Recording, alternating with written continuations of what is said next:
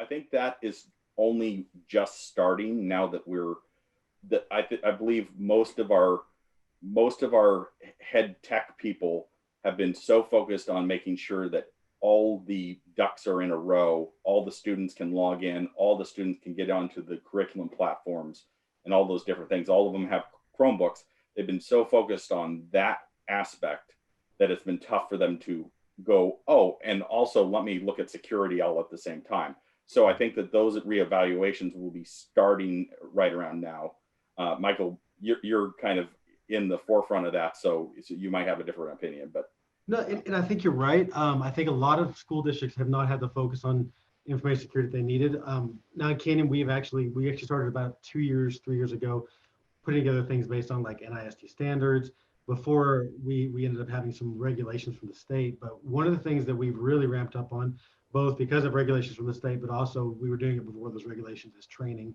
You know, getting with our teachers and getting with them to understand the strategies that the threat actors, you know, do to attack the district or try to get information, and really making them understand that why K through 12 education is really a prime target. I mean, there's really few institutions that are so ripe for the picking for a threat actor, because gosh, if I can get a junior high or say a junior high, let's go 10,000 if you're talking about Canyon ISD, you know, kids social security numbers, you know, they may not even be monitoring their credit report for the next, you know, 5, 6 years, 10 years.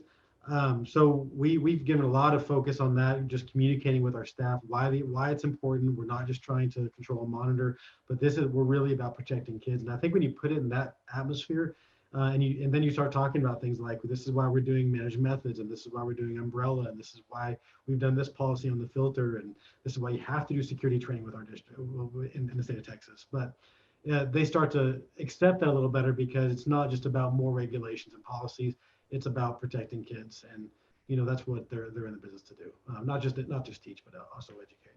So, and I think uh, a big portion of this change for us over the last couple of years, we've run a project in Region 11 where we have connected nearly all of our districts with a fiber optic 100 gig backbone, and we've interconnected all these schools together and increased, you know, their bandwidth, but they also do kind of cooperative between them now that the schools are connected at such a high speed to each other that they share different services.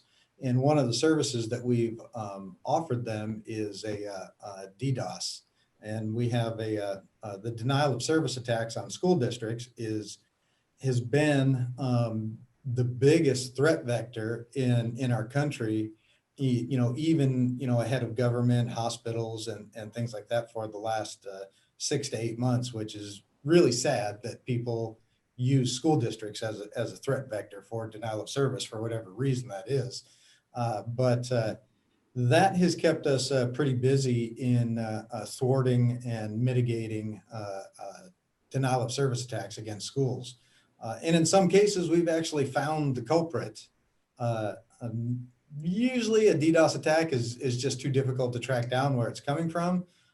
Some of it has been, you know, people admitting to it because they think we found them. So that was nice. And in some cases, they were actually students that just, you know, had a credit card, went online and bought a DDoS attack and pointed it at their own district, maybe because they didn't want to take a test or something that day. But DDoS attacks have been a big portion of the way things have changed, at least since we've gone remote, is, you know, from what I can tell. And I'm not sure why, you know, maybe they're just at home being more creative or something, but you know, it is a real thing for us.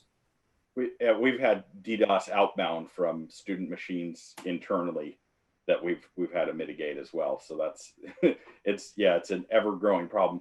I think, to get back to the original question, I don't think that anyone is like, hopefully no one just knee jerked and bought anything besides Zoom maybe, but I think that we've all just accelerated. We put our foot to the metal when it comes to most of the things. Most people, or most districts, I think, have been exploring different technologies, adopting slowly, piloting, And when we were forced off campus, then we start putting our foot to the metal and start going, okay, well, we got to get serious about this. How do we do this? You know, we've been making sure that students have accounts right away with automated account rostering, making sure that accounts are in the cloud, in Google, in other services, using SSO. And then all of a sudden that became very, very, you know, it was like, oh, that's nice. And that saves me a little bit of time. But all of a sudden when we're forced off campus, there's no time to work with every single student in a class to make sure that they are able to log in. This is super important now, right? And it's just, each area is like that, where we've been working on it, but now we're very, very serious about it. But we also still have to maintain everything that we have internally, the on-prem stuff, and that stuff's not going away, at least anytime soon. It may trickle away, but at the moment we're lifting both ends, right?